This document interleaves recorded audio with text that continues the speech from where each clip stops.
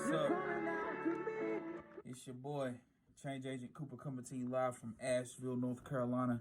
Hashtag 828 is great. Hashtag Appalachia strong.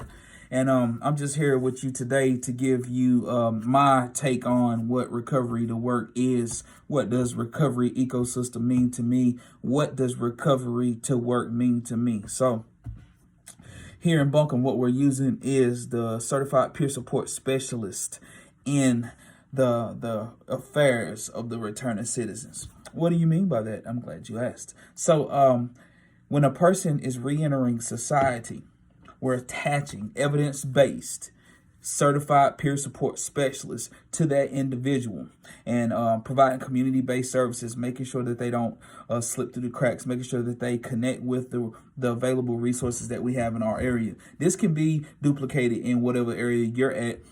If you don't know what a certified peer support specialist is, make sure you Google. Google is your friend. Hello. And the idea came from back in the day when I was working at Neil Dobbins Center.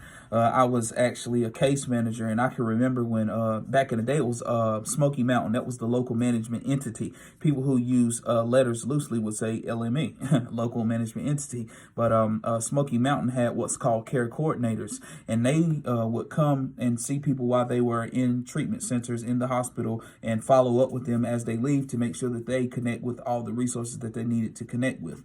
So when I first got wind of that, I was thinking to myself, like, wow, that's pretty cool. That's a mighty close follow-up they have there. And then later, we started to see, I want to say it was probably around like 2012, 13, maybe 2014, the Certified Peer Support Specialist started to be used more on ACT teams. ACT stands for Assertive Community Treatment Team, as well as CST, Community Support Teams. And I was well aware of the peer support specialist movement at that time. I became a peer support specialist in 2013. And so at that point, we were seeing them being used in those different teams, and they would provide community-based services, making sure people would get their medications, go to doctor's appointments, just checking on them at home, how's the diet, maybe take them to get groceries, different things like that, but like community-based services. And so I never got into being on an ACT team because I was always solidified in my full-time role as a case manager at the Neil Dobbins Center, doing discharge planning, running groups, all that stuff like that. But then after I left Neil Dobbins, because I needed to take a break from crisis work, I went and started working at the community college. So I had to take a break. But anyway, that's where I first got wind of, or not really got wind of, but when I first came up with the idea of how can we utilize the certified peer support specialist in a different way. And so when I came into workforce development, we was working with the returning citizens. Returning citizen is politically correct terminology. That's what a lot of people use all across the United States of America. My country, 'tis of the sweet land of liberty, land of the second chances. Shout out to the president for the signing the First Step Act. I have met several people personally who got out because of the First Step Act and seen them transform their life. So shout out to all those people who are getting out of prison and doing what they're supposed to do. So let's talk about the recovery to work model. When I transitioned into workforce development, we was working with people, justice involved citizens, and my focus evolved to focus more on the returning citizens because there was still some gaps. We had some services in place, but there was still some gaps to where people wasn't bridging over to what they needed to get. So we started to do more community-based work. And I was thinking to myself, like, I'm going to use the same model they use with those ACT teams, the way that peer support specialists engage people in the community. I'm going to use that, but I'm going to use it for the returning citizens. And it ended up working. I'm going to tell you why. Because when someone gets out of prison and they come to my office, they sit down, the first thing that we're going to talk about is me. Oh yeah, let me take you to it. Certified peer support specialist. That means I have lived experience and I have at least 1 year of recovery from mental and substance use disorder. So we talk about me. I tell them a little bit about what it was like when I was in the streets. I tell them about my substance use. I tell them about prison saving my life. And I tell them what it's taken for me to stay on the right track now. Talking to them about what recovery looks like for me. And as a certified peer support specialist, that's what we do. We share our experience, strength, and hope. We don't force people. We're not counselors. Well, some of us are certified counselors. I'm actually just now getting registered with the North Carolina Substance Abuse Professional Practice Board. But some of us are counselors too. But so anyway, so after we talk about mine, then that kind of loosens the mood a little bit. And the next thing you do is we look at their criminal background and with me, and we talk about their charges, each one. What was going on then, bro? You feel me? Like, okay, I see these multiple larceny charges. What was going on then? And since I've already shared with them that I had struggles with substance use, it kind of makes them more open to share their truths because then they know there's no judgment. So when they share their truths, if they indicate substance use was going on whenever they got those charges, then that goes off in my head. So the next thing we're going to talk about is, see if you can guess.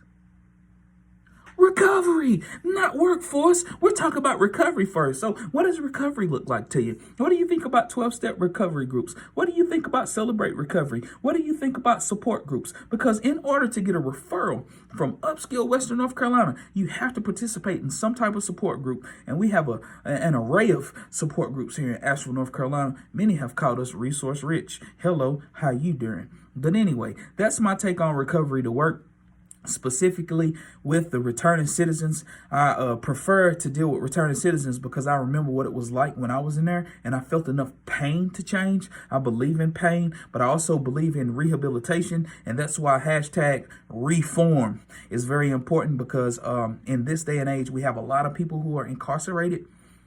We have a lot of people who are incarcerated, and I believe that incarceration works, but you must couple it with some rehabilitation because you can't just go in prison and do nothing. You have to make sure that they have programs. When it's time for them to get out, you got to make sure that they go through some type of classes to prepare them for returning to society. And these people who have felt enough pain, who have done what it takes, who have completed classes, who have case managers on the inside, who can speak on their behalf. Whenever they connect with us, we sit down and we share our truths, we build them, and we pour into them. And we tell them what recovery looks like for us, and then we ask them what recovery looks like for them. It's all about spiritual principles. If they're too cocky to talk about recovery or they don't feel like they need help, then that is a red flag. In recovery, we learn about spiritual principles. One of the most important spiritual principles is honesty. And another one that starts with the H is humility. And if a person is not humble, that is a red flag.